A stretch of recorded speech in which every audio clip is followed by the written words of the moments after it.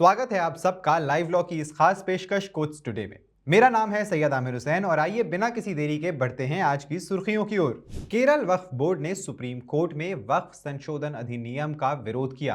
कहा ये धर्मनिरपेक्षता को कमजोर करता है। समाज में ऑनर किलिंग हो रही है। कोर्ट ने नाबालिग बेटी की हत्या कर शव जलाने वाले माता पिता को उम्र कैद की सजा दी। दो वयस्कों का एक दूसरे को विवाह के लिए चुनना संवैधानिक अधिकार है। परिवार या जाति की सहमति आवश्यक नहीं।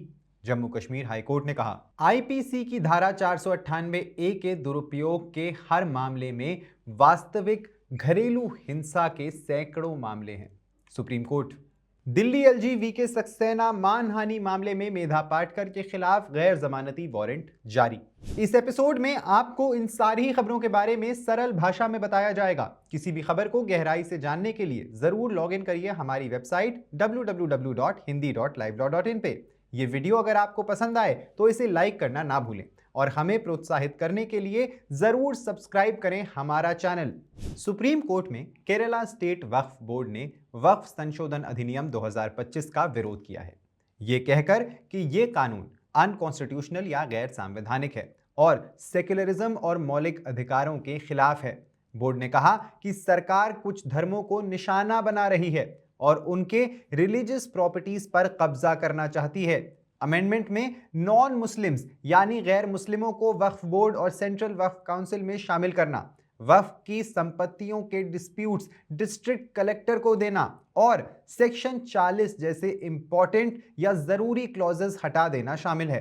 केरला बोर्ड का कहना है कि ये बदलाव वक्फ सिस्टम को कमजोर करते हैं और सरकार को पूरा का पूरा कंट्रोल देने की कोशिश करते हैं।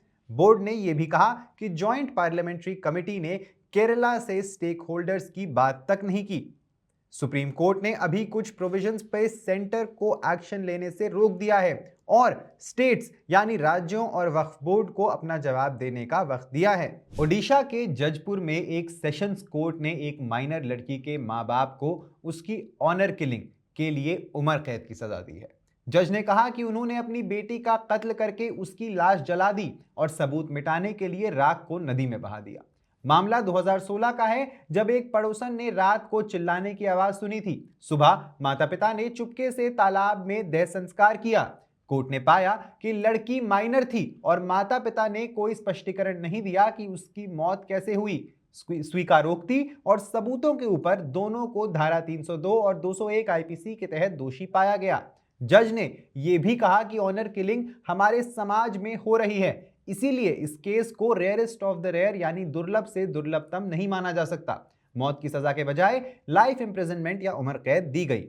जम्मू और कश्मीर और लद्दाख हाई कोर्ट ने एक शादीशुदा जोड़े को सुरक्षा देते हुए कहा कि दो अडल्ट्स या वयस्कों का शादी करने का फैसला उनका संवैधानिक अधिकार यानी कॉन्स्टिट्यूशनल राइट है, जिसमें उनके परिवार या कम्युनिटी की सहमति जरूरी नहीं है। जस्टिस वसीम सादिक नारगाल ने कहा कि अनुच्छेद 19 और 21 के तहत हर व्यक्ति को अपनी जिंदगी गरिमा के साथ जीने का अधिकार है। कोर्ट ने यह ऑब्जर्व किया कि अगर दो वयस्क अपनी मर्जी से शादी करते हैं तो उस इच्छा का सम्मान होना चाहिए। परिवार या समाज अगर उसमें दखल देता है तो वह मौलिक अधिकारों का उल्लंघन होगा।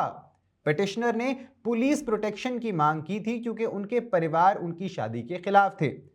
कोर्ट ने सरकारी अथॉरिटीज को ऑर्डर दिया कि अगर कपल मेजर है यानी कि अगर के जोड़ा वयस्क है और शादी कानूनी तौर पे हुई है तो उन्हें सुरक्षा दी जानी चाहिए।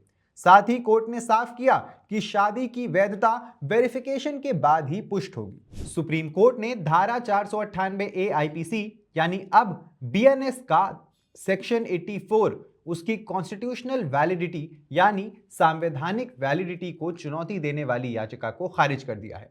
कोर्ट ने माना कि इसका गलत इस्तेमाल होता है, लेकिन कहा कि हर गलत इस्तेमाल के मुकाबले 100 सही केसेस भी होते हैं जहां यह कानून डोमेस्टिक वायलेंस या घरेलू हिंसा के पीड़ितों को सुरक्षा देता है। कोर्ट ने कहा कि दहेज जैसी सामाजिक बुराइयां अब भी समाज में मौजूद हैं और ज्यादातर केसेस रिपोर्ट तक नहीं किए जाते। पिटिशन में कहा गया था कि 498A का मिसयूज रोका जाए और पहले प्रारंभिक जांच अनिवार्य हो, लेकिन कोर्ट ने कहा कि सिर्फ मिसयूज के जोखिम की वजह से कानून असंवैधानिक नहीं हो सकता। अनुच्छेद 15 के तहत महिलाओं के प्रोटेक्शन के लिए खास लॉज बनाना अलाउड है। कोर्ट ने साफ किया कि 498A एक जरूरी सुरक्षा देता है और इसे कमजोर करना गलत होगा। दिल्ली की एक अदालत ने नर्मदा बचाओ आंदोलन की नेता और एक्टिविस्ट मेधा पाटकर के खिलाफ नॉन बेलेबल यानी गैर जमानती वारंट जारी किया है, क्योंकि वो क्रिमिनल डेफेमेशन केस में सजा सुनने के लिए कोर्ट में हाजिर नहीं हुई। यह मामला 2001 का है, जब दिल्ली के अब के लेफ्टिनेंट गवर्नर वीके सक्सेना ने उनके खिलाफ आपराधिक मानहानि का मामला दायर किया था। उस वक्त सक्सेना एक एनजीओ चला रहे थे, एनजीओ के हेड थे। मेधा पाटकर ने एक प्रेस नोट में कहा था कि सक्सेना हवाला ट्रांजैक्शंस में शामिल हैं। उन्होंने अपने एनजीओ को बाउंस चेक दिया था और साथ ही सक्सेना को कायर और गैर देशभक्त भी कहा था। कोर्ट ने पिछले साल उन्हें आईपीसी की धारा 500 के तहत दोषी ठहराया और 5 महीने की जेल और 10 लाख रुपए जुर्माना की सजा सुनाई थी। उन्हें बेल मिल गई थी और सजा पर फिलहाल रोक लगा दी गई थी, क्योंकि उन्होंने अपील की थी। लेकिन अब कोर्ट का कहना है कि वो जानबूझकर कोर्ट के ऑर्डर्स नजरअंदाज कर रही हैं।